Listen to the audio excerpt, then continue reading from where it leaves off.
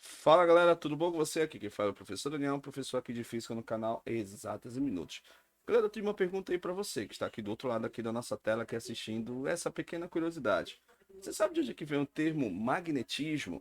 É, então vem com a gente que nós vamos comentar um pouquinho mais para você após a vinheta.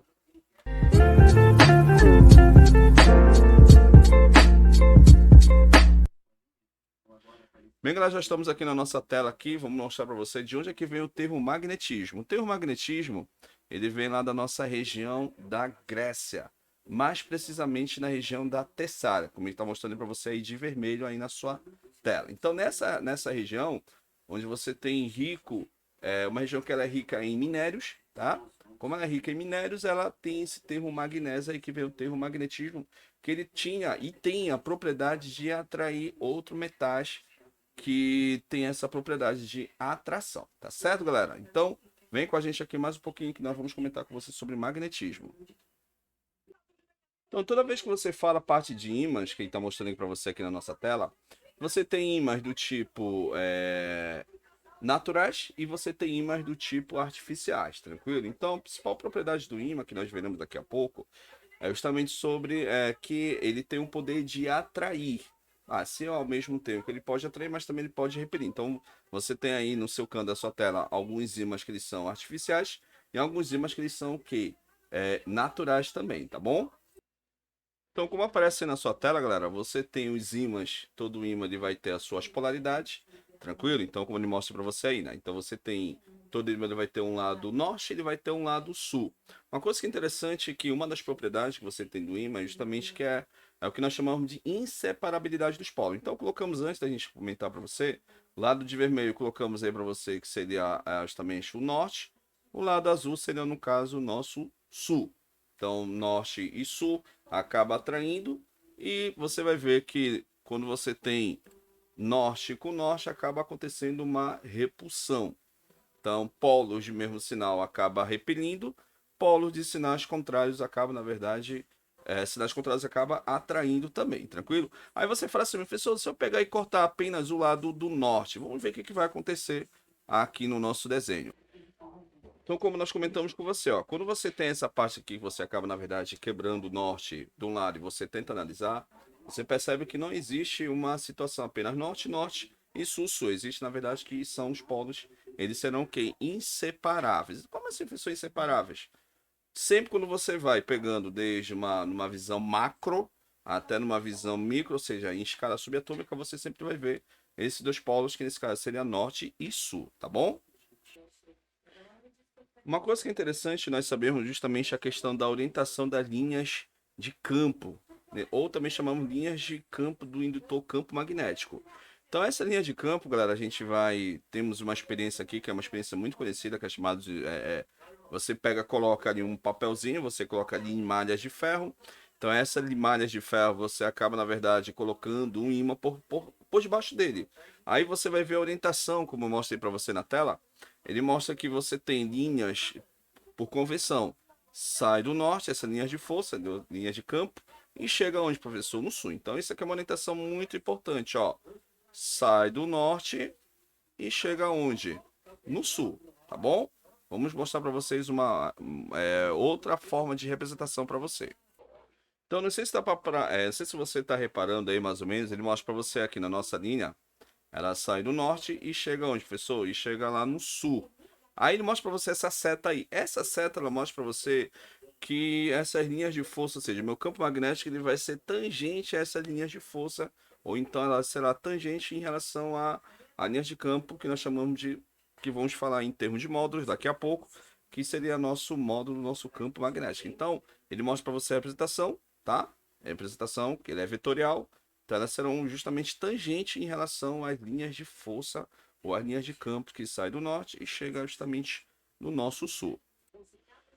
Então, galera, o que seria o processo de imantação? Então, imantação é quando você vai passar para um metal algumas propriedades, não, na verdade, as propriedades magnéticas para aquele metal. Então, aquele metal que ele não tem propriedade nenhuma magnética, e a partir de agora ele vai começar a ter aquelas propriedades magnéticas que nós inserimos aqui agora há pouco, né? Vai ter um polo norte, vai ter um polo sul, você vai tentar separar seus polos, você não vai conseguir, tá certo? Então você vai ter linhas de campo que vai sair do norte, chegar no sul e assim vai, tá bom? Vou mostrar para você aqui na nossa imagem, próxima imagem que a gente vai mostrar para vocês sobre a questão da processo de imantação. Então, imantação, quando você vai passar propriedades, e as propriedades, principalmente a longo tempo, aquele metal ele vai começar a ter propriedades magnéticas para que você possa utilizar ela, principalmente os ímãs artificiais têm essa propriedade.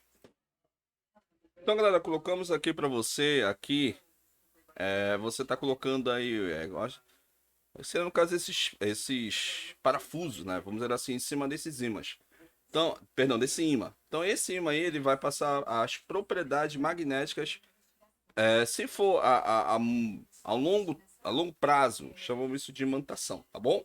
Mas se você só for colocar de uma forma instantânea, você está apenas magnetizando. Então, muito cuidado quando você tem o termo imantação e magnetização. Imantação, quando você passa essas propriedades magnéticas, elas duram por longo prazo, longo tempo, e quando você tem magnetização, você tem um processo já a curto prazo. Ele pega algumas propriedades, só que ele acaba com o tempo, de uma forma instantânea, ou dependendo da circunstância, acaba perdendo essas propriedades magnéticas, tá bom? Então, galera, vamos falar agora um pouco agora da bússola aqui, né? Então, a bússola que aparece aqui na nossa tela, aqui do lado, nosso lado aqui. Então, a bússola, ela é uma primeira pergunta. Repara que a bússola sempre aponta para o norte. E você pergunta, por que, professor, ela aponta para o norte? Porque, primeiramente, você tem ali debaixo dela um ímã. Esse ímã, ele vai acabar, daqui a pouco a gente vai montar para você, vamos explicar para você sobre a questão da explicação porque ele aponta para o norte, mas a princípio você tem um ímã debaixo dele, e como você tem em cima debaixo dele, você vai passar essa agulha, né? Essa agulha aí ela é um metal, e ela vai passar por um longo processo de imantação. Tem esse processo de imantação aí que está aí, ele sempre vai apontar. De acordo com você vai girando, ela vai girando, girando, girando, ela chega um momento, ela para e volta de novamente a orientação para o norte. Aí você fala, por que, professor? É o que nós vamos comentar com você agora, a bússola e a questão do campo magnético da Terra, tá bom? Então, galera, como nós mostramos para você agora, né, aí no nosso canto aí essa reportagem da BBC News, né? Então ele mostra aí para você a ideia mais ou menos, como é a orientação mais ou menos do campo magnético da Terra. Primeiramente, a gente tem que tomar como hipótese a Terra como um grande ímã. Então, aí você tem linhas de orientação, que nós aprendemos agora há pouco, a linha sai do norte e chega onde, professor? No sul. Então, a do campo, linhas de campo magnético sai do norte e chega no sul. Então, esse vetor aí que está mostrando para você é justamente o que vai dar a orientação da bússola. Então, a bússola, ela vai dar como orientação aí para gente, porque ela vai acabar, na verdade, se alinhando, né? Então, o norte da bússola acaba se alinhando com o sul magnético do planeta. Aí você pergunta, professor, aonde é esse sul magnético? Ou seja, às vezes as pessoas acabam se confundindo um pouco. Que o sul, norte, enfim. Então, o norte geográfico do nosso planeta, ele vai acabar, na verdade, se alinhando. O sul geográfico vai acabar se alinhando com o sul magnético da bússola. Sempre fazendo esse paralelismo, tá? Então, o sul magnético do planeta, na verdade, seria o sul geográfico. O sul geográfico aqui, né, no hemisfério que a gente está apontando aí para você, né? Então, na parte lá de cima, tá mostrando aí para você aí, né? Então, a parte lá de cima será o nosso norte geográfico. O norte geográfico do planeta, ele vai ser o nosso sul magnético do planeta. Como assim, professor? Ficou meio confuso.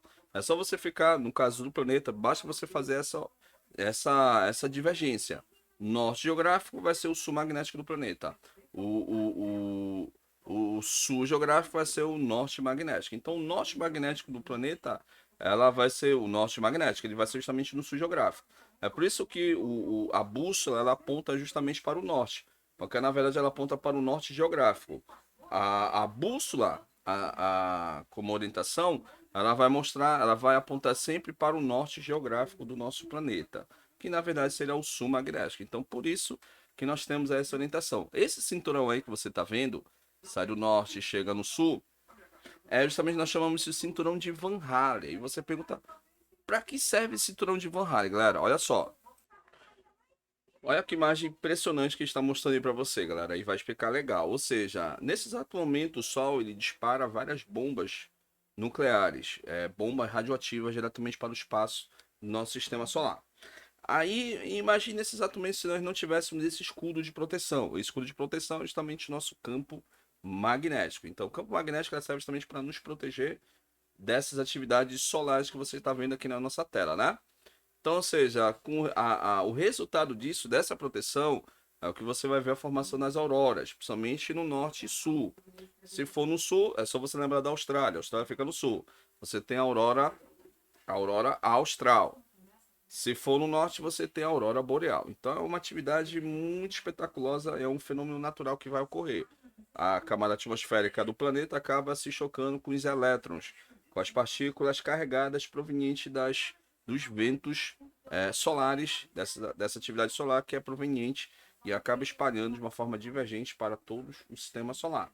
Então, graças ao nosso planeta, nós temos essa proteção, esse escudo de proteção, tá? Aí você fala, mas professor, a luz na onda eletromagnética não tinha que ocorrer esse desvio?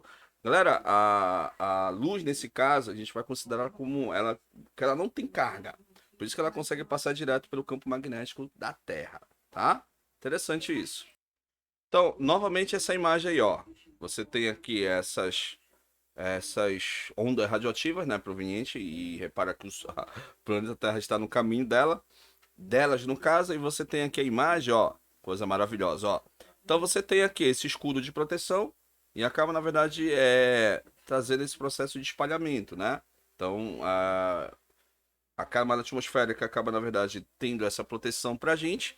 E devido a essa proteção, devemos agradecer muito ao nosso Papai do Céu que coloca essa situação para a gente de proteção, né? Uma coisa que é interessante, já aconteceu uma vez desses ventos solares ultrapassarem o campo magnético da Terra. E você fala, professor, o que aconteceu? Aconteceu lá numa região lá do Canadá, que é justamente na região de Quebec. Daqui a pouco a gente vai mostrar para você reportagens sobre isso, né? Uma capa de jornal. Então, aí o que acontece? Devido a esse fator, você tem a formação das auroras. Vou mostrar aqui para você, primeiramente, a formação aqui das auroras, tá certo? E depois a gente volta para você aí a questão da reportagem. Só um momento, tá? Então, galera, aí, ó, a gente mostrou para você aí, né? Que imagem espetaculosa, né? Nesse exato momento, os ventos solares se chocam com a camada atmosférica e essas cargas elétricas carregadas acabam migrando para regiões do nosso planeta, norte e sul, tá? Se for no norte, você tem a aurora boreal. Se for no sul, você tem a aurora austral. Caso você se confunda, basta você lembrar um pouquinho lá da Austrália. A Austrália fica no sul, então você tem a aurora austral. Coisa fantástica, né? Mais ou menos aí mostrando para você essa atividade aí, que é um fenômeno natural que ocorre aí no nosso planeta e também com a questão dos ventos solares que você tem canhões de elétrons, né? Cargas carregadas e acaba, na verdade, migrando. Agora vamos mostrar para você agora uma reportagem, uma capa de reportagem que mostra mais ou menos o que, caso acontecesse uma questão se essas ondas radioativas provenientes do Sol entrassem no nosso planeta. Vamos ver aqui. Então, galera, olha, como nós mostramos para você aí, isso aí aconteceu em 1989, já aí foi uma reportagem que apareceu, né? E mostra para você o que. Vamos ler só pequenos. Vamos ler apenas um trecho, tá bom?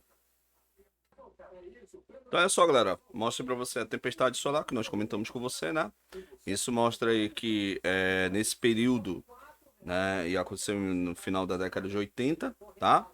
É, é, esses ventos solares, tempestade solar no caso, acabou na verdade ultrapassando o campo magnético da Terra e causou, principalmente na cidade, lá no estado de Canadá, perdão, um blackout, certo? Esse blackout aí lá no Canadá, precisamente na região de Quebec, e vai depois você ler essa história aqui, mostrando mais ou menos o que aconteceu lá no Amapá, tá? Que a cidade toda pegou esse blackout, né? Ficaram aí mais de 15 dias sem eletricidade. Agora você tem mais ou menos uma ideia se fosse acontecer isso um fenômeno isolado. Aconteceu numa certa localidade. Agora você fica pensando nisso numa escala global. Para você ter uma ideia, para você tentar recuperar um transformador, leva mais ou menos uma faixa etária de 6 meses. Eu estou falando apenas de um transformador. Agora fica imaginando você fazendo isso em uma escala global, uma rede mundial de sistema integrado. Então isso é um desafio para a área da física, na área da engenharia, na área da ciência, justamente para cada vez que passa tentar desenvolver, né? Desenvolver materiais que possam resistir a essa forma de energia. Como nós vimos na parte de circuito, a forma de energia dissipada é justamente o que gera a questão do consumo de energia elétrica, principalmente dos aparelhos por efeito Joule. Então aí é muito cuidado. Ele mostra para você já aconteceu esse fenômeno. Estamos aqui na nossa tela, mostrando para você, né? Aconteceu, né? Esse episódio. A orientação Tá? é não. Só fechar aqui, tá? Então, onde você teve aí esse episódio que aconteceu lá na cidade, né? Através de uma indução eletromagnética.